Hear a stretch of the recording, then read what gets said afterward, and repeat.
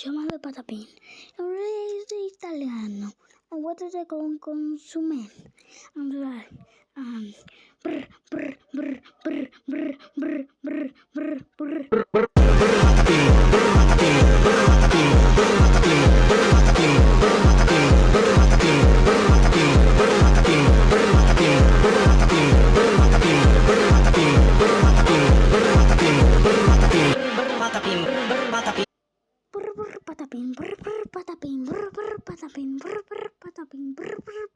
Nel bosco pitto e misterioso viveva un essere assai curioso, con radici intrecciate e gambe incrociate, mani sottili, braccia agitate, il suo naso lungo come un prosciutto, un po' babuino, un po' cespugliotto. Si chiamava Patapin, oh che strano!